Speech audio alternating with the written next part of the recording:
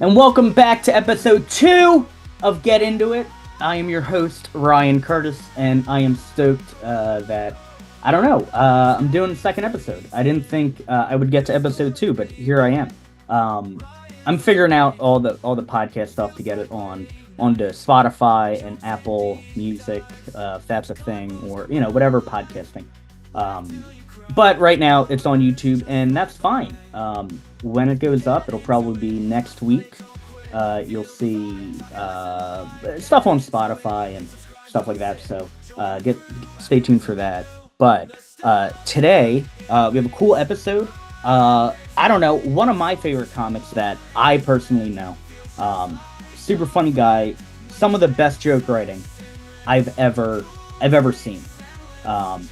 Every week this guy is just crushing it. Like how he builds his jokes is such an inspiration to me, which is weird because we kind of started at the same time. And he is younger than me. I can't wait for you guys to find out about him. You probably already know him, and that's awesome. So without further ado, let's get into it. Get into it, press play, don't quit. Feel the vibe, talk and listen live. Get into it, hit subscribe, don't sit. Join the crew, every week something new. Nostalgia. And welcome back to another episode of Get Into It. Today's guest, very funny guy, Paul Carson, who is a South Jersey-based comedian. He helps run High Note Humor in Collingswood, New Jersey, and just a really good guy. Paul, how you doing, man? I'm doing well. Thanks for having me, Ryan. Yeah, of course, man. Now you were born in Germany, right? No, I was born here and then moved like a half a year in, pretty much. Half a year. Okay, cool. Mm-hmm. So, because I know you've done, you have that you did a whole set in German, right? Like, so, true or false? The German language is more beautiful than the Delco accent. Oh, that's an excellent question. Wow, that's tight because they're both just awful. Yeah, I when people go like the Acme, the Poconos and shit. Yeah, okay, awful. that's convinced me. I think maybe German's a little bit better than Acme and Poconos. Excellent question right out the gate. You. That's a banger. I mean, hey man, I'm a journalism student. I'm asking the hard-hitting questions.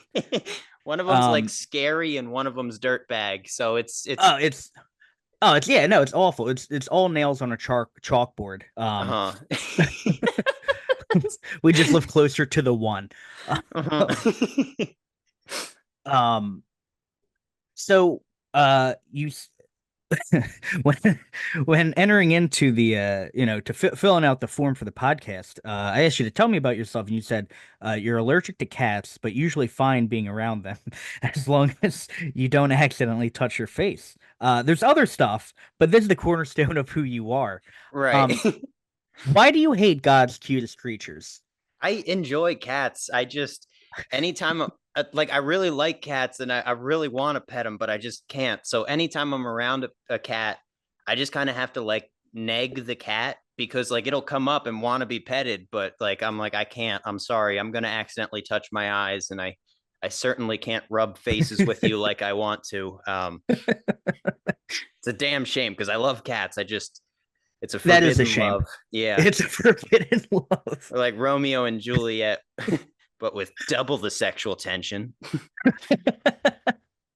So you God, how long have you been doing comedy? Like 10 years? I'm at like it'll be 10 in January. Yeah. Okay. So when did you join High Note Humor? Probably like 5 years ago now. Yeah. About 5 years ago? Yeah, I started out in Northeast Philly at the Comedy Cabaret, and that was on Wednesday nights, and then they like shut down for a summer or something. I found a Wednesday night place, and that was the Tap Room. And then eventually they asked me to join in and start hosting and lifting stages up staircases and stuff. Yeah. I don't know how the hell you guys do that. But no, I think you're a good addition to that crew. I'm sure. Like, how has that helped you? In I guess your comedy I don't like using the word journey because this Uh-huh. isn't like a preteen book, but like, like how has that helped you? I don't know, I guess like grow as a comedian. Um, A lot of it has been like hosting experience. I feel like has been helpful, and just like learning, just got by doing everything wrong at least once or twice, how to do that better. Because like hosting, it's kind of a different muscle where like you got to be upbeat and fun, and you can't like basically you have to set up the show without ruining it, but still be entertaining. So like don't be too gross or whatever, or too dark to start off a night. Um, Remain upbeat, and then if you get a laugh, get off and introduce the next person. And but I think that's been like a thing that has definitely been helpful with this. Just learning little moves like oh, if you're bringing somebody up on stage, don't roast them or make fun of them before a set at all. Give them a clean slate, let them go up and speak for themselves, and then afterwards you can riff on what they're saying. But like just little things that I would never thought of unless I messed up at it a couple times. oh, for sure. Yeah, no. I mean, every time you host, you and all the guys at High Note, I mean, you guys are just so good at it. I, I suck at hosting. But no, it's cool. It's cool seeing how you guys kind of work with that. When you're Now, host, when you're oh w- sorry, go ahead. no, you're Okay. good. Yeah. When you're hosting, do you try to like always like interject a little, like do you try to do a bit in between or something like that, or do you like get a quick line, or do you try to like just keep it moving and bring up the next person? The times I've done it, like I've done both. I much prefer, and I think it depends on on what it is, right? Like if it's a Right. showcase, people don't need to hear my bullshit between sets. Like, let's just bring up the next guy. An open mic, like, uh, if I have something I think is funny and quick enough, for Mm-hmm. sure. But I don't know. I also get like just bringing up the next guy at open mics, right? Like, I mean, you guys get so many people. You guys get what, like 30, 40 people in every Yes. Wednesday or so. Yeah. So those nights you have to And keep it moving. yeah, like stuff like that. But if there's like, I did an open mic last night and there were 7 people there. Hmm. And so the lady hosting who runs the brewery, she just she told like stories in between everybody. Uh-huh. So yeah, it's fine if there's 7 people, but when there's Hmm. 30 and to 40, nah, Yeah. probably not. I like it because it's um kind of like there's no pressure to say something funny, but if you think of something, you can. So it's kind of like either hit a home run or just you don't even have to do anything sometimes, which is nice. 100%. Oh yeah, yeah. No, and as I said, I think you guys are all really good at that. At just like either like, all right, there's nothing there, let's get the next guy up, or like, hey, this is like a funny idea. Let me Uh-huh. throw it out there. Sometimes when you Um, try it though, you're like, "Oh, this is going to be a home run. I'll definitely speak on this one." And then it bombs and you're like, "Oh, I had the option to just not do that and it would have been excellent." yeah, it is a risky move. It's a risky move. I hate doing it. Uh, I don't know. I bomb so much. I think I'm immune to it now. Like I don't even think about, you know, I feel like we've all the, got that thick skin at this point. oh my God, yeah. Um, uh, so I did want to ask kind of a serious question. How much of a threat is gingivitis in the army? It's the biggest killer of gums. We're always I worried about our borders, but we have to worry about our gums. It's dangerous, dude. I think that is one of the funniest jokes that you have, because you have this like, I don't you're able to kind of act these things out in a certain way, and whether you call it your voice or whatever. I think I don't know, you're just able to do it really well, which kind of brings us into the 3 albums or specials you picked, which is Turtleneck and Chain by The Lonely Island, Hilarious by Louis C.K., and Shakespeare by Anthony Jeselnik. And when I asked about, what makes these albums or specials, what do you like about them the most? You said all of them came out during the formative years of my sense of humor and were really great influences. Um, so I guess more so for Louis C.K. and Anthony Jeselnik, um, I feel like the storytelling element of them really inspired you, and has inspired your comedy, with how you deliver it, how you write it, stuff like that. Am I right on that? Am I right on the nose? I think so, yeah. I think the first one that kind of was a good transition was Anthony Jeselnik with Shakespeare. I don't know specifically what year that album came out, but when I first listened to it, um, I like starting out just did like puns and one-liners on stage. And like listening to him was probably a good influence because he's like, they're not one-liners, but he's very succinct and very efficient with his jokes. But it showed me that you can be succinct and efficient and it doesn't have to be like a terrible pun. It can be like a pleasant or dark surprise pretty much. And I think that was kind of a gateway to stretching bits out a little bit as opposed to just being like, here's a clever twist on an idiom that had a word with a double meaning. And I found the context for both. Like it was like I look at some of those old sets and they are just absolute dog shit. I was really high on them at the time. I filmed like my first 20 sets and posted them on YouTube. And looking back, there's like an average of like 2 pity laughs per 5 sets, and it's otherwise completely silent. So they're all taken down now. But like I had him up for way too long, and then like I was in college, and my friends were like, "Oh, Paul's a comedian." We looked him up, and I could see it in their eyes. They were like, "Oh, Paul thinks he's a comedian." Oh God. But he's really just a guy who collected a bunch of puns. That's why I don't tell anybody I do comedy, like That's my wise. par Yeah. yeah, you keep that shit under the rug until Mhm. you're ready to admit to everybody, until you're funny. I get it, man. I get it. But that's yeah, no, I definitely see that element, especially in your sets.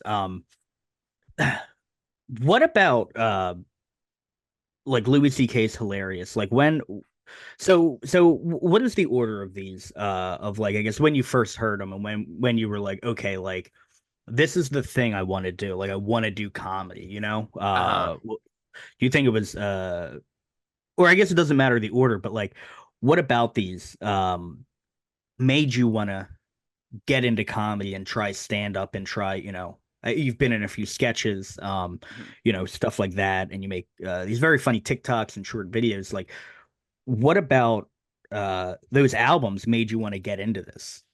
I feel like around middle school time, like my friend group and like laughter and getting people to laugh was kind of like the social currency a little bit. Like, so it was like the coolest thing to get somebody to laugh or whatever. And that was around the time when I guess Turtleneck and Chain by the Lonely Island came out in 2011, which was my freshman year of high school. But even before that, they had an album called Incredibad. And like both of those combined were kind of like they seemed like the coolest thing in the world at the time, where it was like, okay, people like it made it seem cool to be a comedian and get laughs, and it like made that connection very clearly in my mind, where I was like, oh, this is exciting. This like I've never been a great conversationalist, but like if I can be a sniper with the jokes, I can connect with people that way. And that kind of like that album and The Lonely Island was kind of like the logical link between like, oh, comedy kind of worthwhile and funny and cool a little bit. um and obviously I loved all those songs, and like the digital shorts and everything were just, Sure, yeah. yeah, absolutely love those. Yeah, no, I think no, I mean, because if Turtleneck and Chain is the one with Dick in the Box, or Mother Lover, Yeah, Jack yeah, I Sparrow, believe I and believe stuff. yeah. And yeah, they were I remember them being like the big hits. Hmm. Do you think that got you kind of into sketch comedy? I've seen, because I've seen the you did a sketch with Ryan Coleman about Uh-huh. the ghost hunters, I think, which was Yeah. very just silly. Did that inspire you at all to get into sketch, or was it just like, this is just funny, it's just silly? Probably subconsciously. They were kind of, I guess, like the first real short form, like Lazy Sunday, which was Incredibad. That wasn't Turtleneck and Chain. Was like the first big viral video, I think, on YouTube as a platform. I think YouTube kind of grew with Lazy Sunday. So then that kind of just made a natural avenue for sketch on YouTube as opposed to like live sketch doing like edited stuff. So I think subconsciously, probably, yeah, it just kind of like made sense. Like, oh, this is what you do. This is like an avenue of comedy that is extremely like viable and accessible, like easy to do now with like I mean, obviously cell phones with cameras and everything, and being able Sure. to easily like I don't even have like some fancy editing software. I just have this cheap $60 a year thing that I'm able to put stuff together with. But yeah, I think they Sure. definitely like subconsciously planted that seed of like doing sketches and stuff for sure. Do you think you're ever gonna do any music? Think you're gonna get Uh into that? I am not like, unfortunately I have like the nasally voice of like I'm like halfway to Ray Romano almost, so like singing and has never been like an You can option. do you can do like a Blink-182 thing, like where are you or whatever they do, you know. And I'm so sorry. Sorry. Have you seen the T-shirt that says like it's like written phonetically? It's like the voice inside my head or Oh something. yeah, Yeah. yeah. I love that shirt. I should get them. I was a big Blink fan, and then Uh-huh. What'd you their think new of their stuff. you didn't like the new one? Uh, I remember. I think.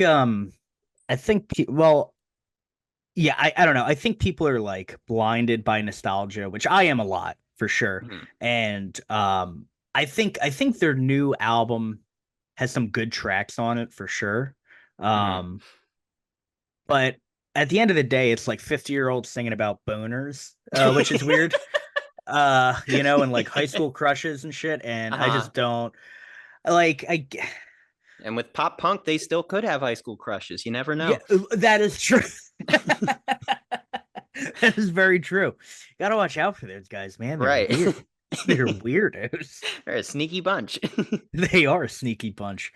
Um, how so how have listening to these albums kind of helped you in stand up, whether it be your writing or your stage presence or finding your voice? Like, uh, yeah, how have they helped? I think Anthony Jeselnik, as I started to say, was kind of like a bridge into longer bits. Um, Hmm. Also at the time, like I was looking for like puns are not engaging at all. Like it's nobody's sitting on the edge of their seat to hear like your double entendres, or in some cases that I get really pumped about triple entendres. Um, but still didn't bring people in, wasn't putting butts in seats at all, surprisingly. So I think like I was like, okay, what's getting attention and like engaging people? And Anthony Jeselnik, he had like the dark edginess to him. So like I went through slightly like not a full like edge lord for the sake of being edge lordy, but like I found that like if you have a dark joke, it carries a certain amount of energy, and if you can either get destroyed by that energy and have everybody hate you, or if you do it cleverly enough, uh, you can harness that energy and get the laugh even harder. So I started playing around Sure. with like darker jokes, stuff like that. Still looking back, if I were to look at some of those earlier ones, I'd think, oh, that's not funny. That's just a inexperienced comic trying to be edgy. But like it was a good bridge. And I think that definitely helped with development. And I've never been a good storyteller, so it's always been kind of bit centric, like topic opinion. And Anthony Jeselnik, he does have some stories, but it's mostly shorter groupings of ideas, which I think kind of fits what I'm doing. And kind of like I'm more silly than him, obviously. But like I think in terms of like how I format things, that was a helpful stepping stone for sure. Okay. Okay. Mhm. Yeah. I mean, I don't. Yeah, yeah, I guess you're right. I guess it is kind of like a forming of ideas. I don't, when I think like storytelling, I don't know, it's hard, like, because I think there's different layers to it, right? Like your Hmm. bit about the pet shop, you Uh-huh. moved in, and that's kind of a story. It's not, That's it's not like true. this long-winded 5-minute bit, but it's like it has a beginning, a middle, and an end, obviously with tags and punchlines and Uh-huh. shit like that. Um, and I Yeah, s- you're right. and maybe, and I mean, I may be wrong. I don't know. It's an opinion. I'm an idiot, but the but I don't know. I see that in a lot of your jokes where it's like, and maybe it is just a grouping of ideas that happen to tell a story, right? Uh-huh. Like, I don't know. I don't know. I think you're kind of right. You're kind of opening my eyes to that. Yeah, like I've never thought of them as stories, but I guess that is sort of in a way like a lot of my bits are like pick a topic, pick opinion on it, and then argue that with dumb examples. But I've been trying to like make it relatable or connect with people by like starting off with like something from my life, like even if it's just like, oh, I noticed a pet store across the street from my apartment. But yeah, I guess you're right, a lot of that is technically a story. Huh. That might change the way I look at it and kind of build on it. Yeah, I mean, I don't know. That's how I say. I mean, you have a ton of jokes that but yeah, no, you're good at doing at just forming that like one cohesive thing I mean, every week I see you, people are engaged, people want to see that. And yeah, I guess I and maybe it's not fully storytelling, right? But maybe it's those elements of storytelling Mhm. with the grouping of the subject matter. Huh. Like, have you Um like do you feel like do you go for story like I've know this is probably like an older bit that I'm referencing, but I remember when you were talking about like working retail and everything, kind of yeah. giving like a slice of your life and everything, that felt story-ish as well. Like, how would you classify what you do? I don't know. See, I that's difficult. Because a lot of it is just it's literally like, I mean, I think for me, it's like the writing process is such a big part of it. Like I literally need to freehand stuff out Uh-huh. and then look it over, and then I go on stage, forget half of it, and then I kind of have an okay idea, an okay premise or something, and then I can take that and build on it further. Um, and I think the one you're talking about, the Indeed job search one. Yeah. That's such a great Um, one. it's so, I stopped doing that. I got so tired of it. I Uh-huh. hate that. I get I that. hate the Yeah. joke anymore. Like, um, but no, I don't. So I mean, how I wrote that was they're all just pieces from that subject of working retail, not wanting to work there, like whatever. Um, and then that's just kind of how I formed it. Mhm. And I don't know. I mean, maybe it's an element of storytelling, right? Like, I don't know if that's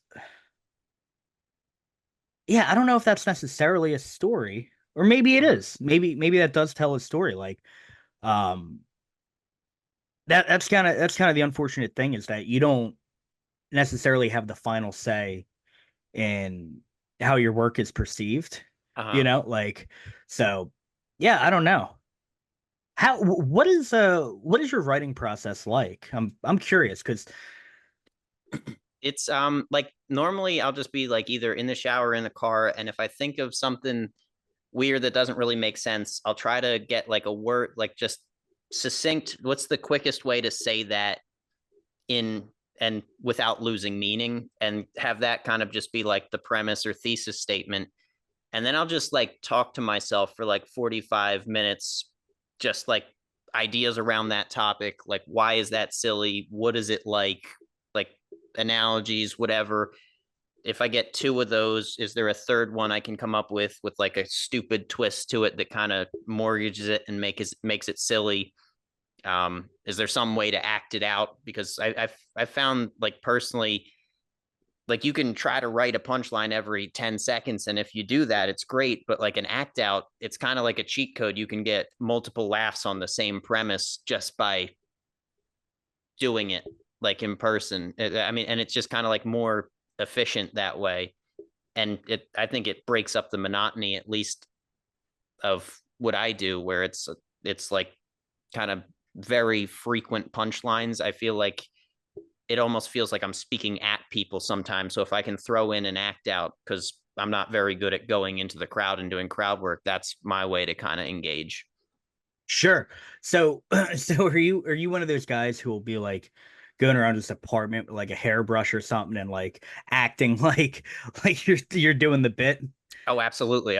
Like Really? hundreds of times over. Yeah, I got like a karaoke mic that's not even plugged in that I'll just be walking around doing. I love that.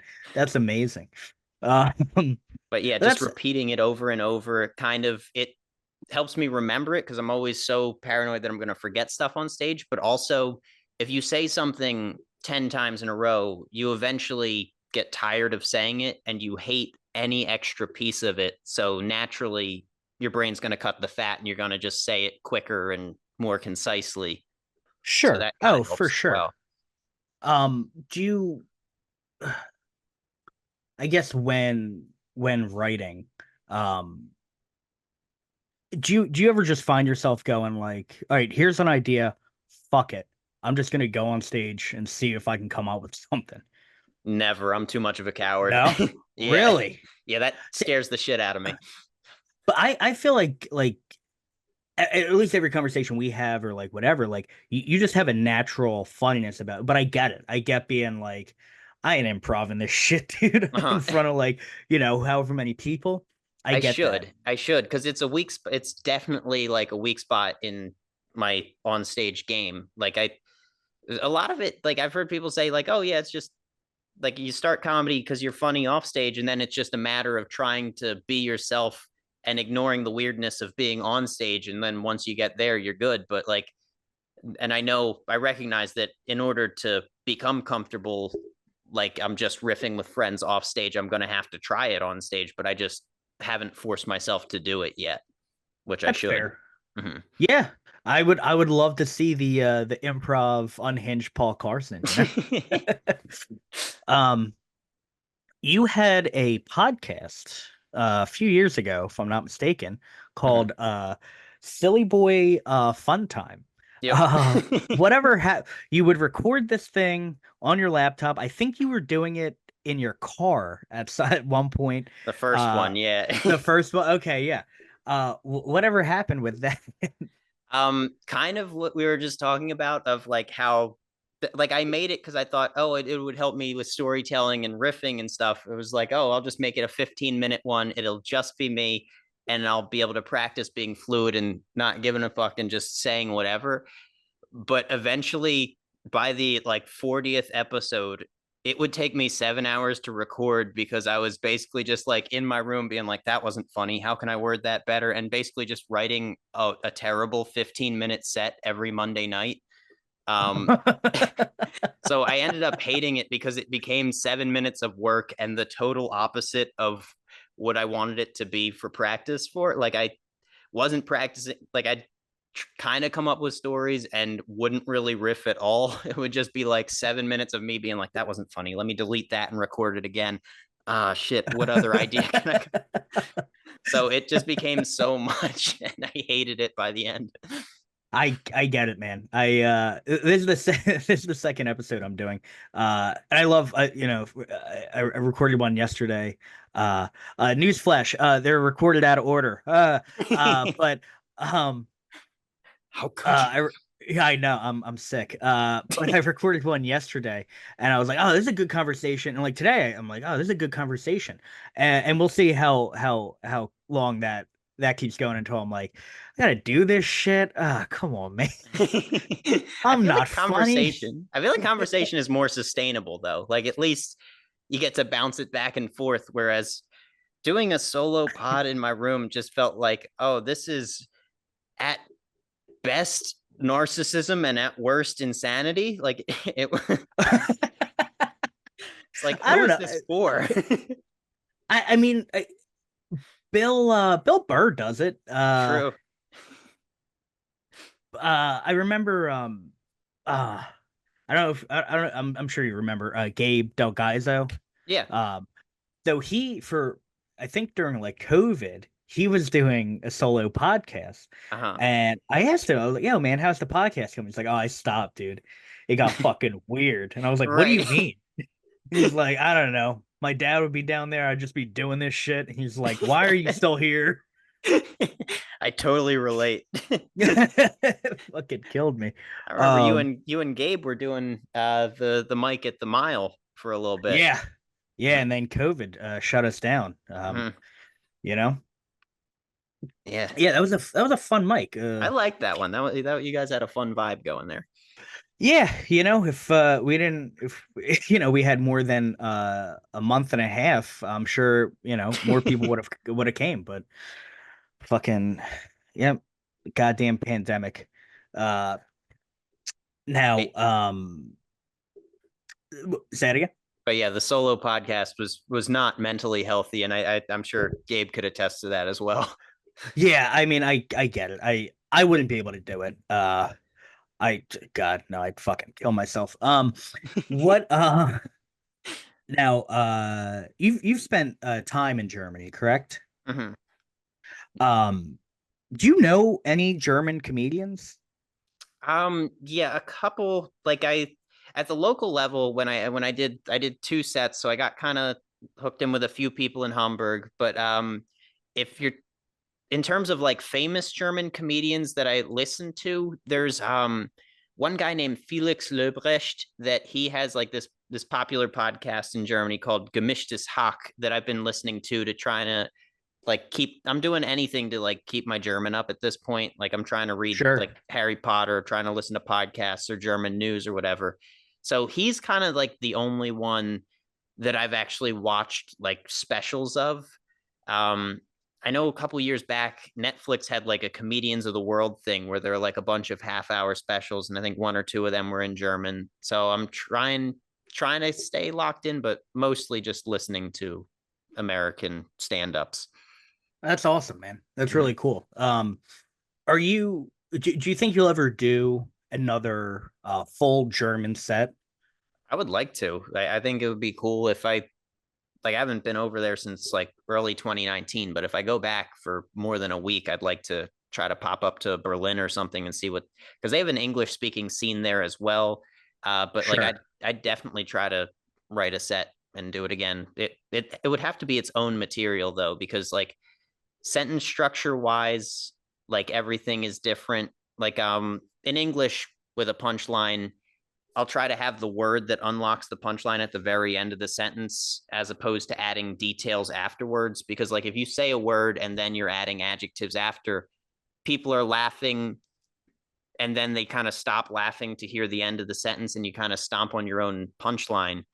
In German, the Oh. sentence structure is a lot such that, like, you might have that word that unlocks the joke and finally gives all the context in the middle of the sentence just because that's how a German sentence is structured grammatically. So there's Oh. yeah, so I had to think of that. Like it wouldn't be like, oh, I have a bit in English, let me just turn it into German. It would have to be totally different. Wow. That's incredible. I remember that video. I remember watching that video and being like, Jesus Christ, this kid is like fucking a genius, dude. Like It took me 6 months to put together 5 minutes though. that's yeah, but I mean that's still impressive. It takes Oh. me 6 months to write one shitty joke. Paul, thank you so much for your time today. Everyone, Thanks for having me, please, man. of course, everyone, please go check out Paul. It's silly. You can check him out on Instagram at silly boy Paul. It's silly underscore boy underscore Paul. And same thing on TikTok. Please give him a follow. Super funny guy. One of the nicest dudes I know. Paul, Yeah. thank you so much. Oh, and just rather than explaining why I love Louis C.K. is hilarious, I'd rather show you. God, what a fucking way to end. Awesome. Thank you so Sorry much, about man. that. But Get into it, press play, don't quit. Feel the vibe, talk and listen live. Get into it, hit subscribe, don't sit. Join the crew, every week something new. Nostalgia. I thought that was a good episode. I thought Paul was fucking hilarious. As always, Paul is just a super nice guy. Please go check out all of his stuff, all of his social media accounts, everything. And he helps run High Note Humor in Collingswood, New Jersey, every Wednesday, and then their showcases as well. So definitely go to an open mic, go to a show, help support the room, and support him. He deserves all the support in the world. With that, I have a festival coming up. I will be at Fest in October, at the end of October. So if you're going, come say hi, stop by the comedy show, and yeah, guys, I'll catch you next time.